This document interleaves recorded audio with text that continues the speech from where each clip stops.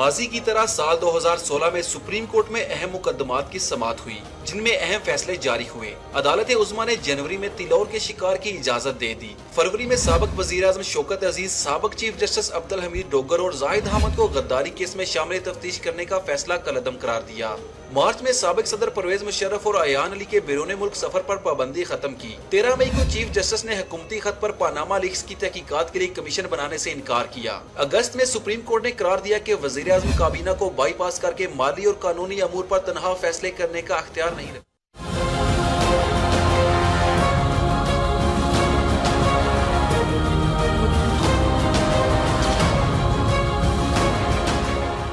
27 सितंबर को Panama leak से मुतल्लिक दरख्वास्तें समाअत के लिए मंजूर कर ली गयी। 9 नवंबर को NA 110 सियालकोट में वजीर दिफा ख्वाजा आसिफ पर धांधली के इल्जामात को मुस्तरद कर दिया गया।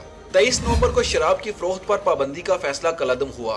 सुप्रीम कोर्ट ने 1 दिसंबर को मरदमशुमारी का अमल मार्च 2017 से शुरू करने और 9 दिसंबर को पनामा लीक्स की समाअत साल 2017 से असर न करने का हुक्म दिया। रिटायरमेंट भी पहली दफ़ा तारीख में हुई कि 15 दिन पहले ही हमने खैरबाद कह दिया अपने ऑफिस को।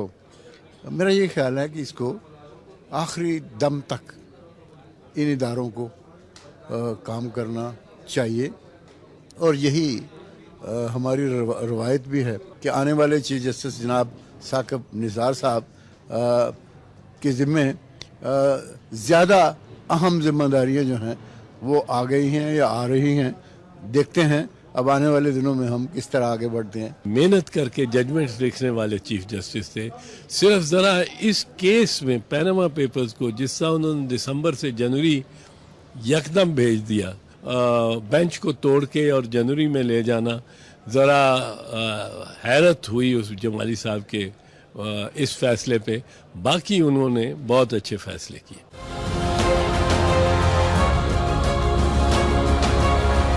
अक्टूबर में जस्टिस इकबाल हमीदुर रहमान ने जाती वजूहात की बिना पर ओहदे से इस्तीफा दे दिया। 13 दिसंबर को जस्टिस खिलजी आरिफ हुसैन और तारिक परवेज जिम्मेदारियों से ओहदा बरा हुए। चीफ जस्टिस अनवर जहीर जमाली 30 दिसंबर को ओहदे से रिटायर हो गए। साल 2016 में अदालत उज़्मा जहां सियासतदानों की तवज्जो का मरकज रही, वहीं सुप्रीम कोर्ट में ज़ेरे समाअत केसेस अवामी हलकों में भी ज़ेरे बहस रहे। साना कोयटा कमीशन रिपोर्ट और पनामा लीक्स मामला अवाम की खुसूसी तवज्जो का मरकज रहे। कैमरामैन फहीम राजा के साथ वसीम रज़ाक, वक्त न्यूज।